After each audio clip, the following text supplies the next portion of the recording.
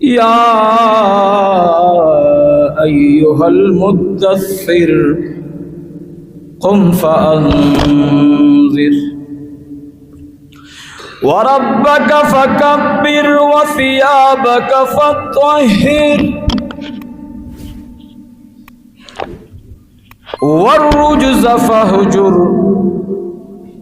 ولا تمنن تستكثر ولربك فاصبر صدق الله العظيم. هو الحبيب الذي ترجى شفاعته لكل حول من الأحوال مقتحمين. يا ربي صل وسلم دائما أبدا على حبيبك خير الخلق كلهم.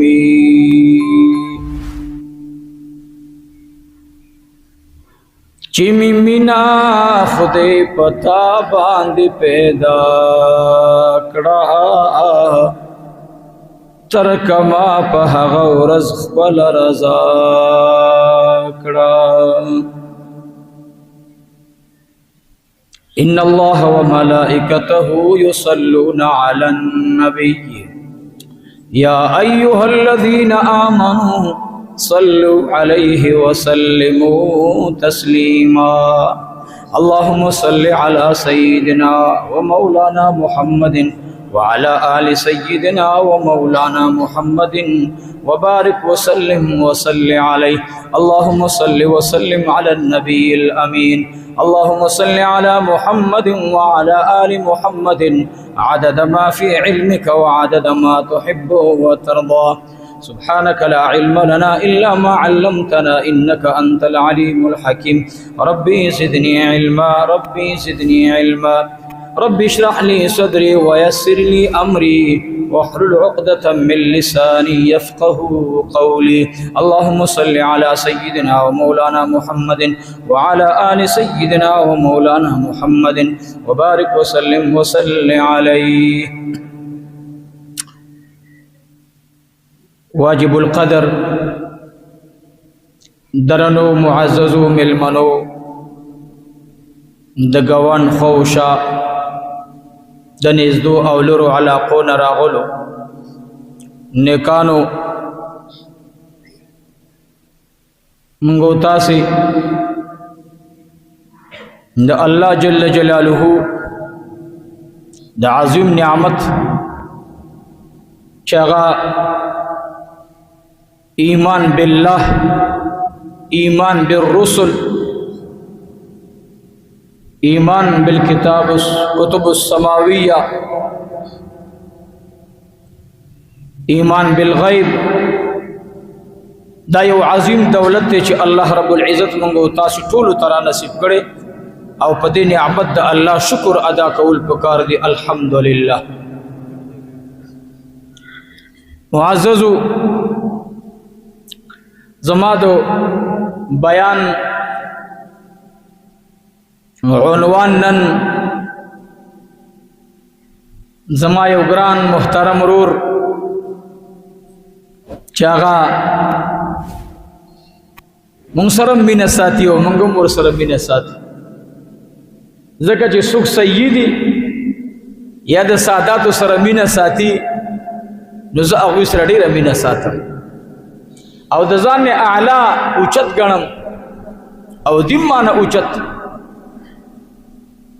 هغه راته یو درخواست د مشورې په شکل باندې یو مشوره یې راکړه او زه یو درخواست کوم زما به ډېر زه خوشحاله شي. ما ورته ویل شاه صاحب ووایه څه وایي دا نومبر او دسمبر په دې دواړو میاشتو کې صرف او صرف سیرت د جناب رسول الله ماشاء الله بیوی صلی الله علیه و آله وسلم وی بس دې دو میاشتو کې به زما وی دا درخواست دی نیکان خلق نیکان وي زمون خو په ذهن کې داسې وي که نه چې بس مونږ سره مونږ یاره به دا ډېر پاک انسان دی و یوازې زما په خپل خیال سره په تش ګمان باندې هم کار نه کېږي کردار ته به هم ګوري چې د دې مسلمان کردار څنګه دی نو بعضې وخت کې زمونږ یو معاشره کې رور په داسې ځکې کار کوي لیکن الله پاک داسې یو ذهن ورکړی یو داسې سوچ الله ورکړی قسم دې زه کله کله د زړه نه هغه ته هم ویلی کوم ماله دعا وکړه چې خدای زما حاجت پوره کړي ډېر کمزور یم او انشاء الله که نن د هغه د بیان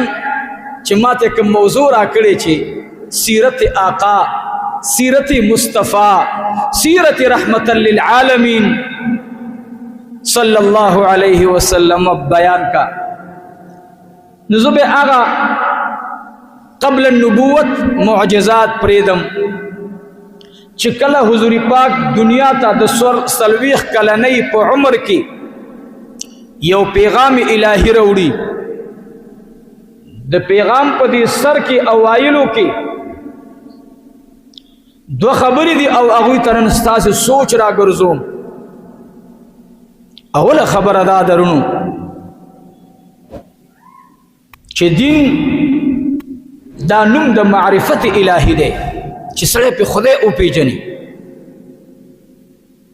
د الله را وحدانیت ربوبیت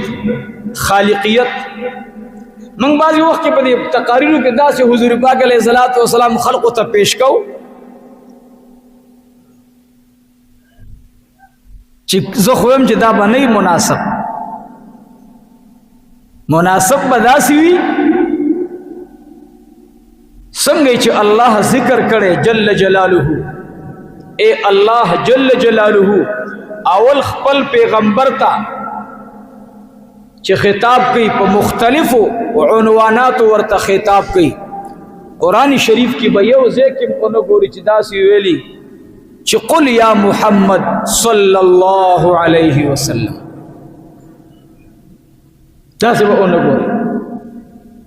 وما محمد الا رسول ند محمد مگر د الله رسول دی یعنی په عام خلق باندې مقیاس کوي دا د صوفیو ترجمه وي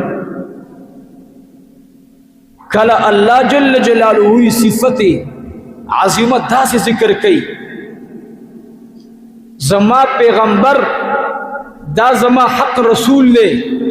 دا زما د خوانه حق نبی دی او وورې ګورې د دخو بے ادبي به نه کوئ د سره چې کوم خوا کې ملګري دي چې هغه صحابه کرام دي